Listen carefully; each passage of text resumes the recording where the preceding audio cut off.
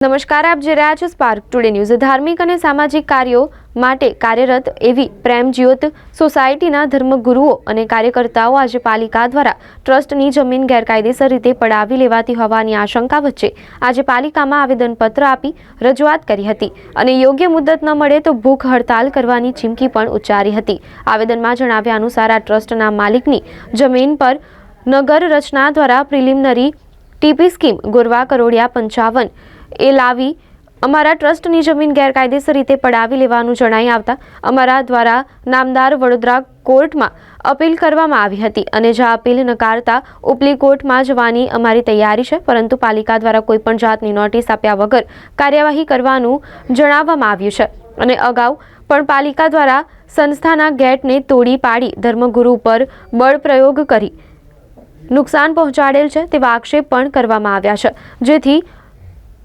રજૂઆત છે કે આ મામલે અપીલ કરવાથી મુદત આપવામાં આવે અને કાયદેસર રીતે કાર્યવાહી કરવા દેવામાં આવે।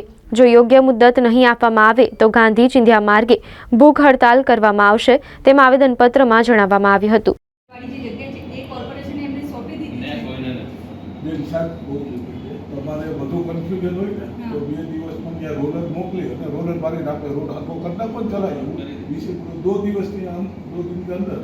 रोलर बोलर चला के हम सब लोग का गाड़ी बाहर जाए ऐसा सब वही व्यवस्था कर देंगे।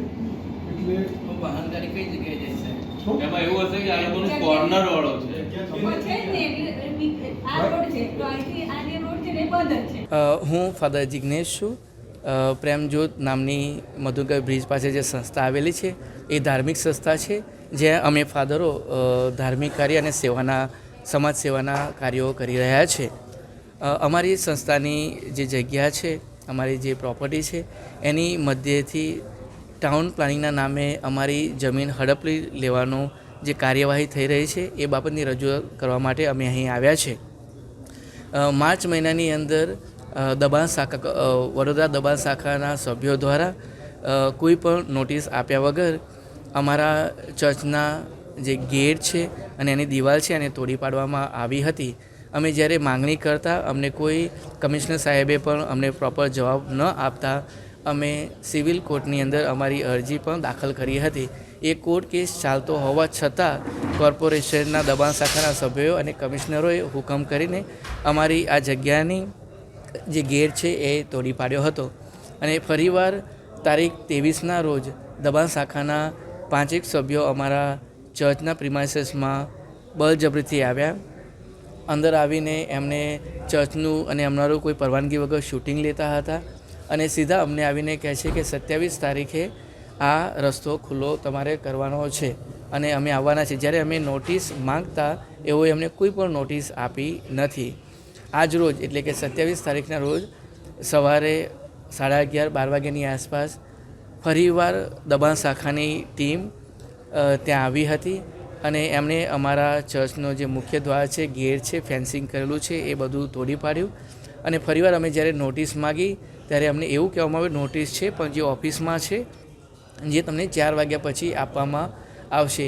એ નોટિસ પણ હજુ સુધી અમને આપવામાં આવી નથી। અત્યારે લગભગ 6-1 વાગ્યા છે અને અમે કમિશનરની ઓફિસમાં 1.5-2 કલાકથી રાહ જોઈ રહ્યા છીએ, પરંતુ અત્યાર સુધી અમારા હાથમાં એવી કોઈ નોટિસ આવી નથી।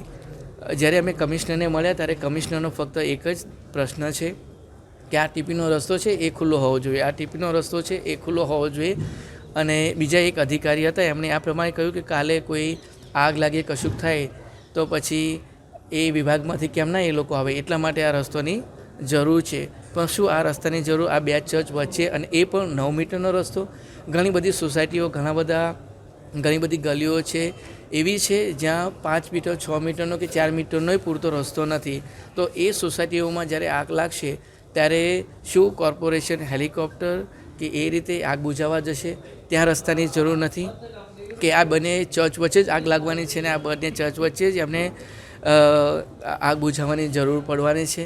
આ બધી દલીલો અમે લઈને કમિશનરને આવ્યા હતા, પરંતુ કમિશનરની એમના માઇન્ડમાં ફક્ત એક જ છે કે આ રસ્તો ખુલ્લો હોવો જોઈએ અને એ જ દલીલ પકડીને તેઓ અત્યારે ઊભા છે અને અમારી વાત એમણે સાંભળી નથી અને અમારી જે લાગણીઓ છે, અમારી જે ધાર્મિક લાગણીઓ છે એને પણ દુભાવી છે અને અમારા જે લોકો છે એ પણ ઘણા બધા લોકો રડી રહ્યા છે, એમને પણ દુઃખ લાગે છે.